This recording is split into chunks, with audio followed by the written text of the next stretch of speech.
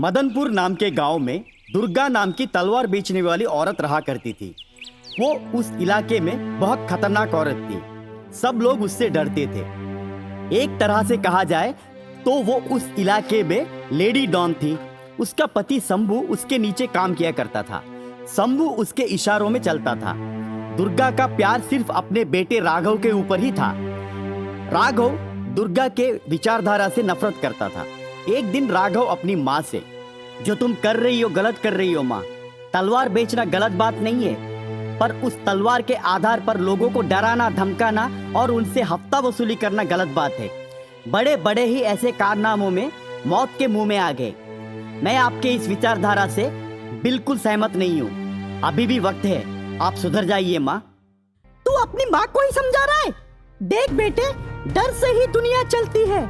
अगर किसी को डराओगे नहीं तो तुम सत्ता कैसे हासिल कर पाओगे? सामने वाले को जितना डराओगे उतना तुम खुश रहोगे। तुझे पता है हम दर दर के ठोकरे कितने खाए थे, तब कोई भी आकर हमारे ऊपर तरस नहीं दिखाया। प्रवचन किसी और को सुनाना, मुझे नहीं। ऐसा ही चलता रहेगा तो ये घर छोड़कर एक दिन मैं चला जाऊंगा। मुझे आपके इस दलदल में नहीं फंसना है माँ। इतना कहकर राघव वहां से निकल गया। राघव को ज्योति नाम की लड़की से बहुत प्यार था। वो अपनी माँ को बिना बताए किसी मंदिर में शादी कर ली और घर लेकर आ गया। दुर्गा ज्योति को देखकर आग बबूला हो गई। ज्योति बेचारी गरीब घर की लड़की थी। दुर्गा ने राघव और ज्योति का जीना हराम कर दिया। घर का पूरा काम ज्योति से करवाती थी। माँ का दबंगपन राघव को मालूम था, इसलिए वो ज्योति को चुप रहने के लिए कहता था। एक दिन ज्योति राघव से, देखिए, भले ही मैं गरीब घर की लड़की हूँ, पर मैं ऐसी दबंगपन को कभी बर्दाश्त नहीं कर सकती। मैं खुद एक मार्शल आर्ट छात्री हूँ। मैं आपकी माँ और आपके माँ के चमचों को एक पल में धूल चटा सकती हूँ, पर आपके लिए मैं चुप हूँ। आप अगर इजाजत दे तो मैं आपकी माँ को सबक सिखा सकती हूँ। मेरी माँ को सबक सिखाना जरूरी है। उसका दबंगपन हमेशा के लिए खत्म हो जाना चाहिए। अगर तुम्हारे बस में है तो वो करके दिखाओ, मैं तुम्हारे साथ हूँ। एक दिन ज्योति दुर्गा के अड्डे पर गई। दुर्गा तलवार बेच रही थी और उसके साथ उसके चेले उसके दुकान के चारों ओर खड़े थे। तब ज्योति जाकर दुर्गा से, माँ जी, मैं आपसे प्यार से विनती कर रही हूँ। आप अगर सुधर जाएंगे तो आपके लिए अच्छा होगा। अगर आप प्यार से नहीं मानते हैं तो मैं मार से भी मना सकती हूँ। क्या बोल रही है रे तू? 2 टकी की लड़की मुझे धमकी दे रही है? रुक, मैं तेरा मजाक कैसे चकाती हूँ। देख क्या रहे हो कमबख्तो? जाके उस लड़की को मेरे सामने नाक रगड़ाने के लिए मजबूर करो। दुर्गा के चेले ज्योति के पास गए और जब वो मारने के लिए ज्योति के ऊपर हाथ उठाए तो ज्योति सबको अपने मार्शल आर्ट की मदद से धराशायी कर दी। ज्योति ने दुर्गा को दौड़ा दौड़ा कर पीटा। दुर्गा का अहंकार ज्योति ने चुटकी में खत्म कर दी। दुर्गा ने ज्योति का पैर छुआ। दुर्गा का अहंकार हमेशा के लिए खत्म हो गया और वो गलत रास्ता छोड़कर सही दिशा में जाने लगी। पूरा परिवार अब खुशी खुशी जीने लगे। रायरंगपुर नाम के गांव में सुधा नाम की एक गरीब बहू रहा करती थी। सुधा निहायती गरीब होने के कारण वो विदेशी दवाइयों के बदले जड़ी बूटियों पर ही यकीन रखती थी। सुधा का पति राघव एक छोटे से कंपनी में नौकरी करता था। पति का तनख्वाह इतना कम था कि सुधा को घर चलाना भी मुश्किल होता था। सुधा बचपन में अपनी माँ के पास जड़ी बूटियों से दवाई बनाने का कला सीखा था। अपने उस कला के माध्यम से वो अड़ोस पड़ोस के लोगों के बुखार, पीलिया या फिर उससे भी बड़ी बीमारी को वो कम से कम दाम में इलाज करती थी। सुधा उस गांव में बहुत लोकप्रिय थी। असल में राघव का पिता रमन शहर में ऐसो आराम से जी रहा था। बचपन में राघव की माँ की मौत के बाद रमन ने शहर में एक अमीर घर की लड़की से शादी कर दी। रमन की दूसरी पत्नी सुरेखा उम्र 50 होने के बावजूद वो पाश्चात्य वेशभूषा धारण करती थी।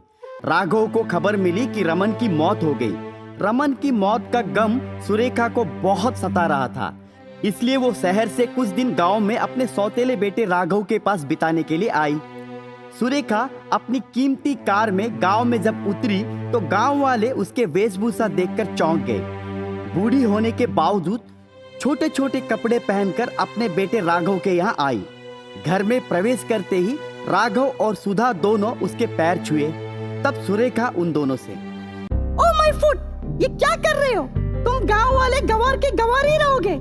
मैले हाथ लेकर तुम मेरे पैर को छुओगे तो मेरा पैर मैल नहीं पड़ जाएगा। मुझे ये सब पसंद नहीं है। मुझे यहाँ पर कुछ दिन रुकना है, तो मेरे तरीके से तुम लोगों को रहना होगा, वरना मैं अभी के अभी निकल जाऊंगी। माँ, बचपन में ही मैंने अपनी सगी माँ को खो दिया। इतने सालों के बाद आप मेरे यहाँ पर आए। पहली बार मैं आपको देख रहा हूँ। आप जैसा रहना चाहती हैं वैसा ही रहिए। आपको कोई पाबंदी नहीं है यहाँ पे। माँ जी, आपको खाने में क्या पसंद है? नहीं नहीं, मेरे लिए रोटी चावल कुछ मत बनाओ। मैं डाइटिंग में हूँ। मैं अपने साथ ओट्स, नूडल्स और ड्राई फ्रूट्स वगैरह लेकर आई हूँ। किसे पता है कि तुम लोगों के खाने में क्या जहर होगा। वैसे भी मैं तुम गाँव वालों के ऊपर कभी यकीन नहीं कर सकती। बस मैं यहाँ पर इसलिए आई हूँ कि मेरे पति ने मरने से पहले कहा था कि एक बार मेरे बेटे के पास जाकर कुछ दिन के लिए रुको। सुरेखा छोटे कपड़े पहनकर गांव भर घूमने लगी। गांव के सभी बच्चे सुरेखा को खिल्ली उड़ाने के लिए पीछे पीछे घूमते थे। सास की ऐसी हरकतें देखकर सुधा को बहुत बुरा लगता था। एक दिन सुधा अपने पति राघव से, ओ जी, गांव वाले माँ जी के बारे में अजीब और अजीब बातें कर रहे। आप उन्हें थोड़ा समझाइए ताकि वो थोड़ा सुधर जाए। देखो सुधा, माँ जी कुछ दिन यहाँ रहने के लिए आई हैं। वो जैसे रहना चाहती हैं उन्हें वैसे ही रहने दो। सुरेखा सुधा की जड़ी बूटियों की दवाई देखकर जोर जोर से हंसती थी और लोग आकर उसके पास दवाई खरीदते देख वो आश्चर्यचकित हो जाती थी। एक दिन सुरेखा मजाकिया अंदाज से सुधा से, तो तुम इस गांव की डॉक्टर हो, गरीबों का डॉक्टर। तुम उन्हें पागल बनाती जा रही हो और वो पागल बनते जा रहे। बिना MBBS के डॉक्टर। पैसा कमाने का अच्छा तरीका ढूंढा है तुमने सुधा। कहकर वो जोर जोर से हंसने लगी। सुधा ने पलटकर जवाब नहीं दिया। एक दिन सुरेखा को तेज बुखार आया। सुधा ने सुरेखा को दवाई देने की कोशिश की, पर उसने साफ मना कर दिया।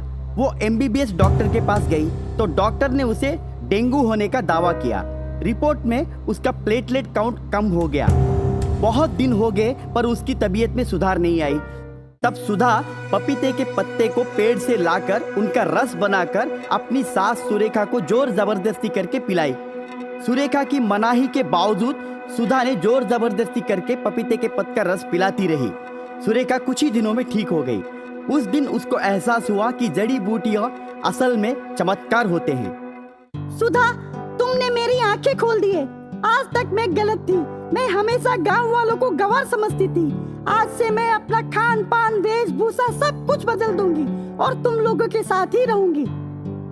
सुरेखा और सुधा दोनों गले मिले। सुरेखा अपने खान पान से लेकर वेशभूषा तक बदल दिया और उनके साथ ही जिंदगी भर रुकी।